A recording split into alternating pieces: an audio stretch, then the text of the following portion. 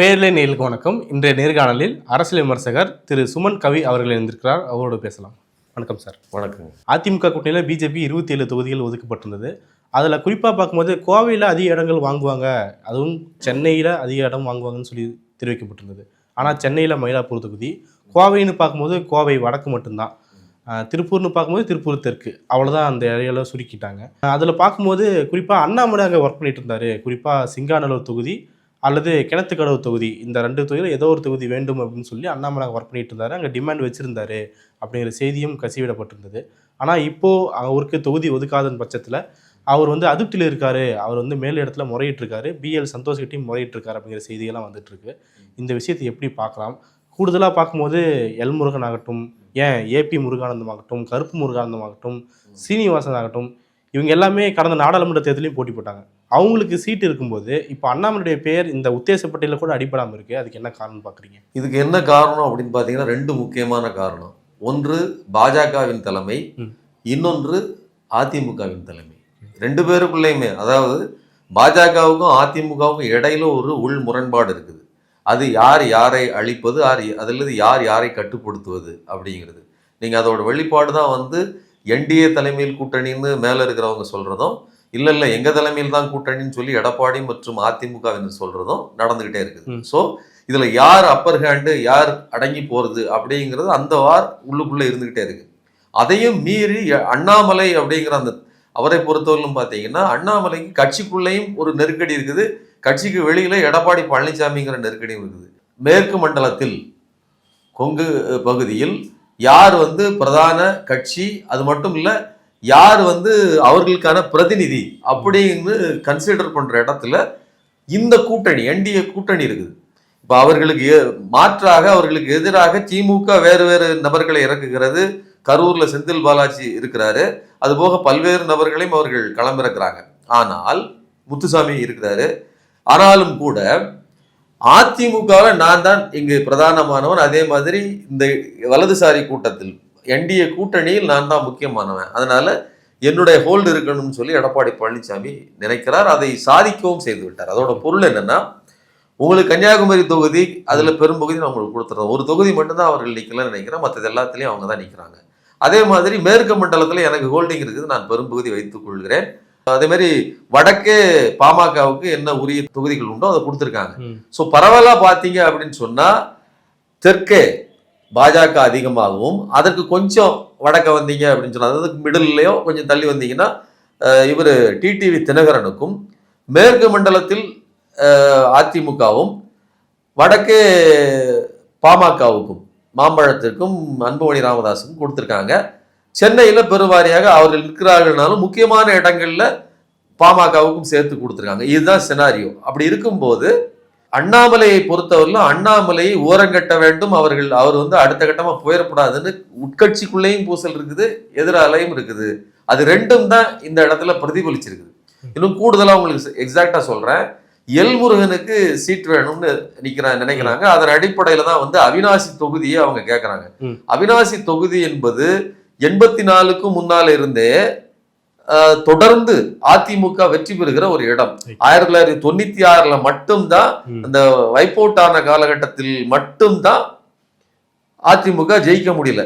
மற்றபடி 8 முறை ஜெயித்த ஒரு தொகுதி.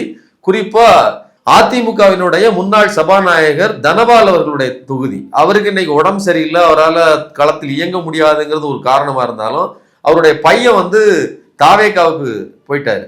ஸோ இதை நீங்க கணக்கு பாருங்க, அவர் ஒரு தாழ்த்தப்பட்ட, அதுவும் குறிப்பா பட்டியலினத்தில் அருந்ததியர் சமூகத்தை சேர்ந்தவர். எல் முருகனும் அதே சமூகத்தை சேர்ந்தவர்ங்கிறதுனால அந்த இடத்தில் தாங்கள் ஜெயிக்க முடியும் அப்படின்னு ஒரு கால்குலேஷன் போடுறாங்க. அந்த இடத்தை கேட்கும் போது, அதை மையமாக வைத்து பேரம் நடத்தப்படும் போது, மற்ற இடங்களை எல்லாம் தனக்கு ஹோல்ட் பண்ணிட்டு கேட்கிற முக்கியமான தொகுதி, வெற்றி பெற்ற இடம் இல்லையா, அதை விட்டு கொடுக்குறாரு எடப்பாடி பழனிசாமி. இப்படித்தான் அந்த கால்குலேஷன் நடக்குது. ஆனால் ஒப்பீட்டு அளவில் எடப்பாடி பழனிசாமியும் நயினார் நாகேந்திரனும் எல் முருகனும் சேர்ந்தே தான் இவரை காலி பண்ணியிருக்காங்க அப்படிங்கிறது என்னுடைய கருத்து. தனித்தொகுதியை பற்றி பார்க்கும்போது அவினாசி தொகுதி எல் முருகன் அப்படிங்கிற விஷயத்த சொல்றீங்க. அதே சமயம் ராசிபுரம் தொகுதியும் அவங்க ஒதுக்கியிருக்காங்க இல்லையா? ஏன் ராசிபுரம் தொகுதியில் ஏற்கனவே எல் முருகன் போட்டி போட்டிருக்காரு, அந்த தொகுதிக்கு அவர் பேச்சு அடிபட மாட்டேங்குது? அவரு அதுல வெற்றி பெறுவதற்கான வாய்ப்பு குறைவுன்னு பார்க்கணும். இன்னொன்று, கோவை வடக்கு இப்ப கொடுத்துருக்காங்க, கோவை தெற்குல தானே அவங்க போட்டி போட்டு வென்றாங்க. ஸோ வெற்றி பெற்ற இடத்தை விட இன்னைக்கு இருக்கிற கள சுச்சுவேஷன் என்னன்னு அவங்க கொஞ்சம் வேலிடேட் பண்ணி சில தொகுதிகளை அவங்க கேட்கறாங்க. ஸோ டிமாண்ட் இல்லாமல் நீங்க கணக்குப்படி பார்த்தீங்கன்னா கையெழுத்தாகி அவர்கள் எல்லாம் பேச்சுவார்த்தை முடித்து வெளியில் வரும்போது நாங்கள் கேட்ட தொகுதிகள் கிடைத்திருக்கிறது அப்படின்னு சொல்லி டிடிவி முதற்கொண்டு எல்லாரும் சொன்னாங்க. ஸோ அதோட பொருள் என்னன்னா சில தொகுதிகள் அவங்க மென்ஷன் பண்ணி கேட்ட தொகுதிகள் கிடைக்கப்பட்டிருக்குது. ஆனா வெளியில வந்ததுக்கு அப்புறம் எண்ணிக்கையை பார்த்தால் எல்லா இடங்களும் டஃப்பான இடங்களா இருக்குது. மிகப்பெரிய அதாவது முக்கியமான திமுக அமைச்சர்கள் போட்டியிடுகிற 14 தொகுதிகள் அங்க அதிமுக நேரடியா போட்டியே கிடையாது. அப்ப ஏன் அப்படின்னா அந்த இடத்தில் 2வது இடம் மட்டும் இல்ல 3வது இடத்துக்கு போயிருவோமோ அப்படிங்கிற நெருக்கடி இருக்கு. ஏன்னா 2வது இடத்தை பிடிப்பதற்காகத்தான் விஜய் களத்துல நிற்கிறார். விஜயோட இடத்திற்கு அதாவது 2வது இடத்திற்கான போட்டி தான் நீங்க நடந்து கொண்டிருக்கிறது. அதுல அதிமுக 3வது இடம் போவதற்கு எங்க வாய்ப்பு இருக்குது? உறுதியா திமுக வெற்றி பெற்று விடும் அப்படிங்கிற இடத்தில் அதிமுக 2வது இடங்களும் 3வது இடத்துக்கும் வாய்ப்பு இருக்குங்கிறனால அதை தவிர்ப்பதற்காகத்தான் 14 இடங்கள்லையும் தன்னுடைய கூட்டணி கட்சிகளுக்கு கொடுத்திருக்காரு. ஏன் கூடுதலாக விஜய் போட்டியிடுகிற பெரம்பூர் சட்டமன்ற தொகுதியிலையும் அதிமுக போட்டியிடவில்லை நேரடியாக. அப்படிங்கிறதே எடப்பாடி பழனிசாமி ஒரு சேவ் கேம் விளையாடுகிறார். முன்னாடி அதாவது நீங்க நாடுகள் சண்டையிடும் போது பீரங்கி தீனின்னு சொல்லுவாங்க. முன்னாடி படைகளை அனுப்புவார்கள். அதெல்லாம் காலனி நாடுகள்ல போவாங்க. இந்தியாவில இருந்து போய் வெள்ளைக்காரர்களுக்காக சண்டை போட்டவர்கள் ஆயுதம் பிடிச்சு சண்டை போடல, முன்னாடி போய் முதல்ல சுடுகிற குண்டுகளை எல்லாம் வாங்கிக்கிடுது. அதே மாதிரி உதிரி கட்சிகளையும் தனது கூட்டணி கட்சிகள் அனைத்தையுமே அதிமுக கையாளுவது அப்படித்தான். எடப்பாடி பழனிசாமி முன்னாடி நீங்க போங்க, முக்கியமான நபர்களுக்கு எதிராக எல்லாம் நீங்க போட்டி போடுங்க, நீங்கள் தோற்று போவது இல்ல. மற்ற கட்சிகளை பலி கொடுக்குறாருன்னு சொல்றீங்க. ஆனா அதே சமயம் பார்க்கும்போது இப்ப நீங்களே சொன்னீங்க இல்லையா, அவினாசி தொகுதி அதிமுக கோட்டையா இருக்கக்கூடிய தொகுதி, அதை விட்டு கொடுக்குறாரு. சவுத்துல சில தொகுதிகளை விட்டு கொடுக்குறாரு. அப்படின்னும் போது இதுல யாரு வீக் ஆயிருக்காங்கன்னு பாக்குறீங்க? இதுல இந்த மொத்த கூட்டணியுமே வீக் ஆயிருக்கு. இதுல மாற்றுக்கிறது இல்ல. யார் வீக்கு யார் வளர்ந்துருக்காங்கிறது இந்த பேரத்திலே என்ன வைத்தார்கள் பாஜக தரப்புல அப்படின்னா, நாங்க வளர்ந்துருக்கிறோம், நீங்க டவுன் ஆயிருக்கீங்க. அதுதான் பாஜக சொன்னது. நீங்க எப்படி வளர்ந்துருக்கீங்க? நீங்க ஒரு கூட்டணியில் இருக்கக்கூடிய பாரிவேந்தர் பச்சைமுத்து, ஏசி சண்முகம், இப்படி பல நபர்களையும் சேர்த்துத்தான், தேவநாதன் யாதவ், அவர் எல்லாத்தையும் சேர்த்துத்தான் நாங்க கூட்டணியாக வளர்ந்துருக்கிறோம் சொல்லிட்டாங்க. இது எடப்பாடி பழனிசாமிக்கு உள்ளூர ஒரு நெருக்கடி. என் கூட்டணியில எங்க கூட இருந்த ஆட்களையே, ஏன் டிடிவி தினகரன் அவருடைய கட்சியை சேர்ந்தவர் தான், இன்னைக்கு தங்களுக்குள் முரண்பாடு இருந்தாலும் அதை கூட்டி தன் பக்கம் வைத்துக் கொண்டு அதையே ஒரு எண்ணிக்கைன்னு கேட்டு என்கிட்ட பேரம் பேசும்போது அதையெல்லாம் காலி பண்ண வேண்டியது அல்லது அதாவது அவர்களை அடக்கி ஒடுக்க வேண்டியது எடப்பாடி பழனிசாமிக்கு ஒரு பொலிட்டிக்கல் நெசசிட்டி அந்த இடத்துல இருக்குது, ஒரு தேவை இருக்கிறது. அந்த தேவையை அவருக்கு ஆபத்தாவும் மாறக்கூடும் இல்லையா? இல்ல கூட்டணி கட்சியில் தோத்து போனா அவரும் தானே தோத்துப்பா போறாரு, அவருக்கான இடமும் குறைதானே. இப்போ தோல்வி அப்படிங்கிறது அவருக்கு உறுதியான ஒன்றுதான். வெற்றி பெற்றுலாம் அவர் கவலைப்படலை. குறிப்பாக விஜய் ஆரம்பத்தில் வர வேண்டும்னு நினைக்கும் போது அவருக்கு வெற்றி மேல் ஒரு எண்ணம் இருந்துச்சு. விஜய் ஒரு நெருக்கடியில மாட்டிட்டு இருக்கிறாரு, இந்த நேரம் தன்னோடு கூட்டணி வைத்துக் கொண்டால் அவரை கட்டுப்படுத்த முடியும். விஜயை கையாள்வது எப்படிங்கிறது ரொம்ப சிரமங்க. ஏன்னா விஜய் ஒரு மாஸ் ஹீரோ, அவருக்கு ஒரு பெரிய பிரபல்யம் இருக்குது, மக்கள் மத்தியில் ஒரு பெரிய செல்வாக்கு இருக்குது. இதை அப்படியே தனக்கு பயன்படுத்தி கொள்ளலாம். விஜய் ஒரு கேட்டுக்குள்ள மாட்டிட்டாரு, ஒரு லாக் பண்ணிட்டாங்க ஒரு இடத்துல வச்சு, நான் அவரை பாதுகாத்துக் கொள்கிறேன்னு அவர் வர்றாரு. ஆனா விஜய் அப்படி நடக்கவே இல்லை. கூடுதலாக அந்த பிரச்சனைக்கு பிறகும் விஜய் ஒரு என்ன சொல்றதுன்னா, அதை அடுத்தவர்கள் மேல் சாட்டி அதை லாபகமாக தனக்கு லாபகமாக அமையும் நினைச்சார். அதுல டேமேஜ் உண்டுனாலும் விஜய் அதை அஃபென்சிவா தான் எடுத்துக்கிட்டாரே தவிர டிஃபென்ஸ் மோட்ல விஜய் போகவே இல்லையே. விஜய் எங்கேயாவது விஜயோ விஜய் தரப்பினரோ இழப்புகள் பற்றி கவலைப்பட்டாங்களா? கிடையாது. ஆனால் இப்போதும் டிஃபென்சிவ் மோட்ல தான் அவங்க விளையாடுறாங்க. இது எடப்பாடி இந்த அப்ரோச்சே எடப்பாடி பழனிசாமிக்கு ஆகாது. ஏன்னா அவரை பொறுத்தவரையிலும் அந்த கூட்டணிக்கு தான் லீட் பண்ணுங்கிறது மட்டும் இல்ல, அந்த கட்சியை அவர் கையில வச்சிருக்கணும்னா உங்களுக்கு ஓபிஎஸ் அவர் என்ன எதிர்ப்பு தெரிவிச்சார்? எந்த விதத்திலையும் நான் உங்களுக்கு எதிர்ப்பு தெரிவிக்கிறேன், நான் அப்படியே நேரடியாக உங்களுக்கு ஆதரவு கொடுக்குறேன், என்னை ஏற்றுக்கிடுங்கன்னு சொன்னாரு. ஆனா அப்படிப்பட்ட ஒரு சின்ன எதிராளியை கூட அவரால் தாங்கிக் கொள்ள முடியவில்லை. நான் சின்ன எதிராளிங்கிறது அவருடைய பழைய கடந்த கால பதவியை சொல்லல, எதற்கும் நான் உங்களுக்கு இசைந்து போகிறேன்னு சொல்லுகிற ஒரு எதிராளியை கூட அவர் விரும்பல. அப்படிங்கும் போது ஏன் குறிப்பா டிடிவி தினகரன் வந்த போது அண்ணன் தம்பின்னு பாசமழையை பொழிஞ்சாங்க. ஆனாலும் கூட்டணிக்கு வந்த பிறகு டிடிவிக்கு அதிக முக்கியத்துவம் கிடைச்சது. கேமராவில் அவர் தான் முக்கியமா இருந்தார். பல பேட்டிகள்ல பதில்கள் சொன்னாரு. இதெல்லாம் எடப்பாடி பழனிசாமிக்கு ஒரு அலாரத்தை கொடுக்கிறது. இது அதிமுகங்கிற அந்த கட்சி அதனுடைய ஓட்டுக்கள் தன் கையை விட்டு போய்விடுமோ. இதுல தென் மாவட்டங்கள்ல கிடையாது, மேற்கு மாவட்டத்தில் இருக்கக்கூடிய தனது சாம்ராஜ்யத்தை குறுகி போச்சுங்க. காலம் மாறி அவருடைய கட்சி அல்லது அவருடைய எல்கைங்கிறது அந்த மேற்கு மாவட்டம் ஆகி போச்சு. அப்ப அதை மீண்டும் மீண்டும் பாஜக கூட்டணியில் அதை வலியுறுத்தி மேற்கு மண்டலத்தை என்கிட்ட கொடுத்துருங்க, மற்றதெல்லாம் நீங்க எடுத்துக்கங்கிற அடிப்படையில் தான் பிரிச்சு கொடுத்துருக்கிறேன். இப்ப நான் சொன்னதை கரெக்டா பாருங்க. வெற்றி பெறுவதற்கான வாய்ப்பு இனிமேல் இல்லை. விஜயை கட்டுப்படுத்த முடியாது. ரெண்டாவது, விஜய் திரும்பி வந்து மறுபடியும் பாஜகவோடும் அதிமுகவோடும் கூட்டணி வச்சுக்கிறேன்னு சொல்லி அவர் தரப்பிலிருந்து பேசப்பட்ட போது கூட எடப்பாடி பழனிசாமி தான் இதுக்கு வேண்டாங்கிறார். ஆரம்பத்துல வாங்க வாங்கன்னு கூப்பிட்டதும் அவர்தான். உங்களுக்கே தெரியும், கொடி அசைதுன்னு சொல்லி குதூகலம் அடைஞ்சதும் அவர்தான். பிறகு அதே கொடிக்கு சொந்தக்காரரான விஜய் தானே வந்து சேருவதற்கு தயாராக இருந்த போதும் வேண்டாம்னு சொல்லி நிறுத்தினது அவர்தான். ஏன்னா விஜயை நம்மால் கட்டுப்படுத்த முடியாது மட்டும் இல்ல, விஜய் தனக்கு ரைவலரியா வந்துருவாரு. இவங்க ரெண்டு பேரும் சேர்ந்து திமுகவை வீழ்த்துவதில்லை. அப்போ இப்ப அவருக்கு ஒண்ணு புரிஞ்சிருக்கு, என்ன அப்படின்னா, ஏற்கனவே சொன்னது மாதிரி வெற்றி பெற்று ஆட்சி அமைத்து தனது அதிகாரத்தை கைப்பற்றுவது தக்க வைப்பது அப்படிங்கிறதெல்லாம் சாத்தியமில்லை. இருக்கிற இடத்தில் தனக்கு ஏற்கனவே இருந்த ஓபிஎஸ் பிரச்சனை இல்லை, சசிகலா பிரச்சனை இல்லை, விஜயையும் கலட்டி விட்டாச்சு. விஜய் உள்ள கொண்டதான பிரச்சனை, கட்சி அனுதாபிகள் அப்படியே அவர் பக்கம் திரும்பிடக்கூடாது, அந்த தொல்லையும் இல்லை. இப்போ தன்னுடைய மேற்கு மண்டலத்தை தக்க வைத்துக் கொள்ள வேண்டும், அந்த கணக்கை போடுகிறார். அதுல வந்து நான் சொன்ன மாதிரி அண்ணாமலையை வீழ்த்துவதற்கு எடப்பாடி கணக்கு போடுறதெல்லாம் இல்ல. அதுல முக்கியமா வந்து நயினார் நாகேந்திரனும் எல்முருகன் இவர்களே அந்த கதையை முடித்து வைத்து விட்டார்கள் என்னுடைய கருத்து. இப்படி உள்ளுக்குள்ளேயே அவருக்கு எதிரான வேலைகள் போயிட்டு இருக்கு அப்படின்னும் போது அது எப்படியாவது அண்ணாமலை சென்ஸ் பண்ணிருக்கலாம் இல்லையா? அதையே மேலிடத்துல முறையிட்டு இருப்பாருன்னு நினைக்கிறீங்களா? இல்ல தொகுதி அறிவிப்பு வெளியாட பின்னாடி கூட அவர் போய் முறையிட்டு நினைக்கிறீங்களா? எப்படி பாக்குறீங்க? இல்ல, அண்ணாமலையின் பேச்சு என்பது அது கூட்டணிக்கு உதவாது. அது வந்து ஒரு புது கட்சியை எஸ்டாப்ளிஷ் பண்றதுக்கு உதவும்.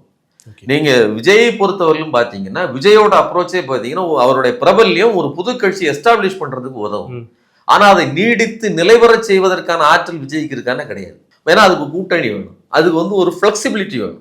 நீங்க வந்து திமுக அதிமுக ரெண்டு கட்சிகளுக்கும் என்ன எவ்வளவோ நீங்க விமர்சனங்களை பண்ணலாம், ஆனால் ஒரு கூட்டணியை கட்டி எழுப்புவதில் அவர்கள் குறைந்தபட்ச அக்கறை காட்டுவார்கள். நீங்க திமுக எவ்வளவு சிரத்தை எடுக்குங்கிறது நமக்கே தெரியும். அந்த அளவுக்கு முக்கியத்துவத்தை இவர் எடப்பாடி எடுக்கிறாரான்னு சொல்ல முடியாது. ஆனாலும் கூட கூட்டணி கட்சிகளை பிளெக்சிபிளா தான் அணுக முடியும்.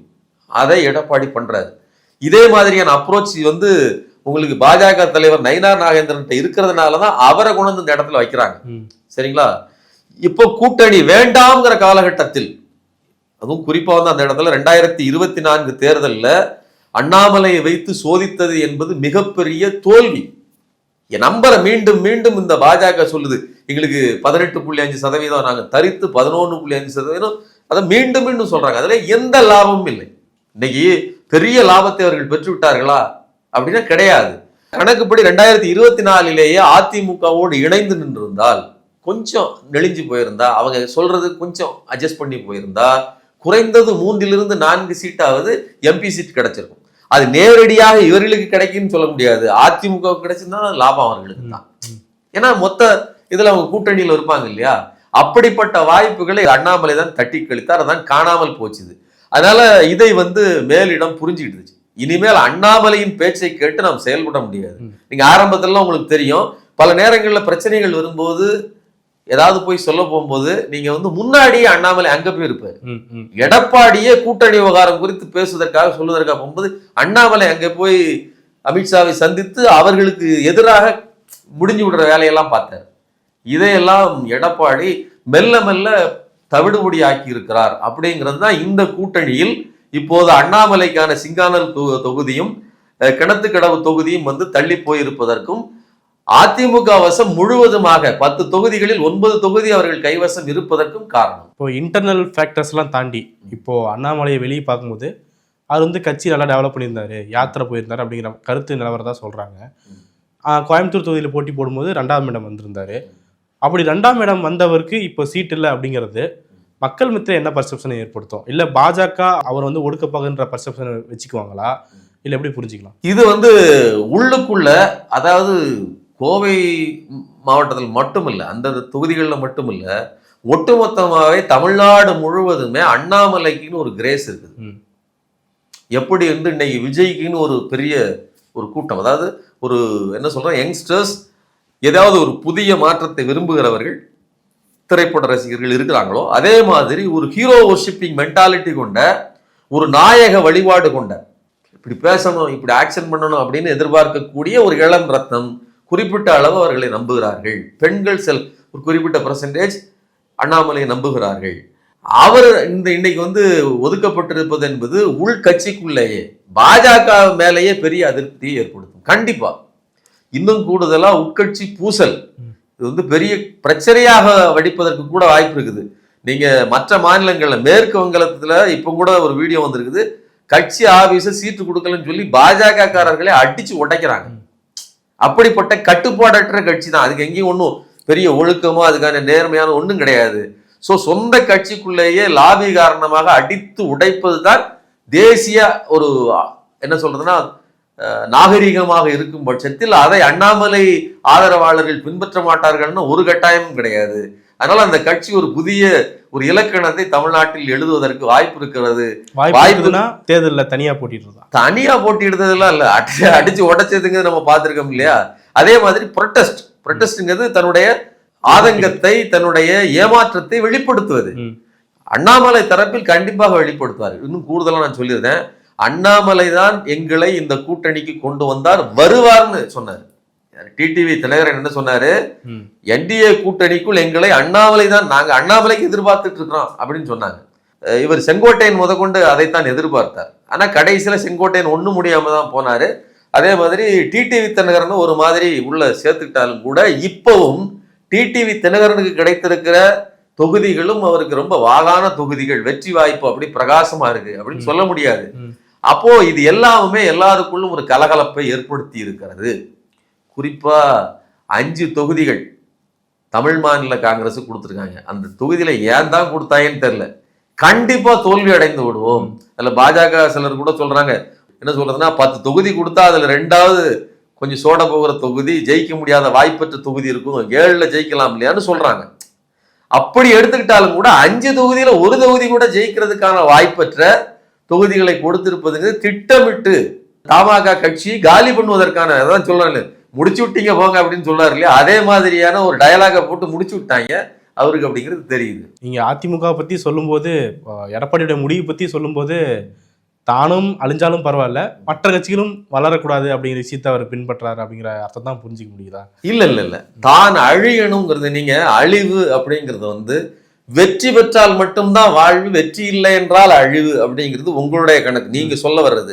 நான் ஏற்கனவே சொன்னதான் மீண்டும் சொல்றேன், எடப்பாடி பழனிசாமியை பொறுத்தவரையிலும் அவருடைய அதிமுகங்கிற கட்சியும் அதில் ஏற்கனவே பெற்ற 20% வாக்குகளும் தான் அவருடைய ஹோல்டிங், அவரை இந்த அரசியல் களத்தில் உயிர்ப்போடு வைத்திருப்பது. சரிங்களா? இந்த இதை அவர் விட்டு கொடுத்து விட்டால், அதாவது பாஜக அந்த இடத்தில் அதை விட வளர்ந்து விட்டாலோ அல்லது அதிமுக இதை விட கொஞ்சம் கீழே போயிட்டாலோ எடப்பாடிக்கு சிக்கல். மற்றபடி இந்த களத்தில் ஒருவேளை வெற்றி பெற்று, இந்த கூட்டணி வெற்றி பெற்று ஆட்சி அமைத்தால், நான் ஏற்கனவே சொன்ன மாதிரி நிதிஷ்குமாருக்கு நடந்தது தனக்கு நடக்கும் என்பது அவருக்கு தெரியும். பாஜக எதிரிகளை அழித்து வளர்வதல்ல, தன் கூட சேர்ந்த கட்சிகளைத்தான் முதலில் அழிக்கும். சரிங்களா? நீங்க சிவசேனா கட்சி பல காலமாக அவர்களோட கூட்டணியில் இருந்தது, அதை அழித்துத்தான் அவர்கள் மேல வந்தாங்க. அதனால கூட்டணி தான் இங்க பெரிய சிக்கலே. அதனால எடப்பாடி பழனிசாமிக்கு ஒரு விஷயம் தெரியும், வெற்றி என்பது நம்மை வாழ வைக்காது, வாழ்வதுங்கிறது நான் சர்வைவல். இந்த அரசியல் களத்தில் சொல்றேன். 2029ல இந்த அதிமுக கூட்டணியோடு தான் பாஜக பேசும், வேற யார்ட்டையும் பேசாது.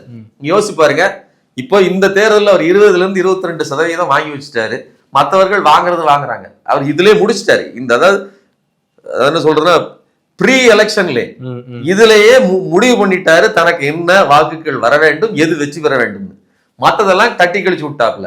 அப்போ முடிவில் கண்டிப்பாக பாஜக கூட்டணியில், குறிப்பா பாஜக மற்றும் இதர உதிரி கட்சிகள் கொஞ்சம் பின்னடைவை சந்திக்கும்.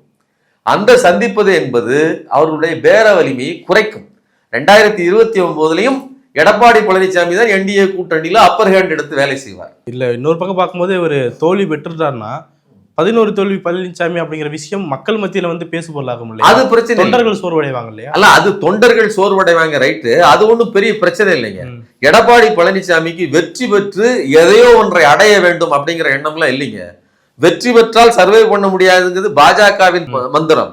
இன்னொன்னு, எடப்பாடிக்கு வந்து வெற்றி பெற்று வாழ வேண்டும்ங்கிறது முக்கியம் கிடையாது, இந்த இடத்தை தக்க வைத்துக் கொள்ள வேண்டும். அதான் நான் முதல்ல சொன்னேன். ஓபிஎஸ் இல்ல ரூட் கிளியர், சசிகலா இல்ல ரூட் கிளியர். டிடிவி தினகரன் உள்ள வந்த போதே பயந்தார். அதற்கு ஏற்ற மாதிரி டிடிவி தினகரனை இந்த சீட் ஷேரிங்ல முடிச்சு கட்டி விட்டார். அதே மாதிரி மற்ற கட்சிகளையும் காலி பண்ணிட்டாரு. ஓரளவுக்கு இப்ப சேஃபா இருக்காரு. இந்த சீட் ஷேரிங்லயே எடப்பாடி ஒரு வின்னர் தான். வின்னர் மீன்ஸ் வந்து 2வது இடத்தில் தன் இடத்தை தக்க வைக்கிற வின்னர்ங்கிறது என்னுடைய கருத்து. பல்வேறு முக்கியமான விஷயங்களை பகிர்ந்தீங்க. மிக்க நன்றி. நன்றி.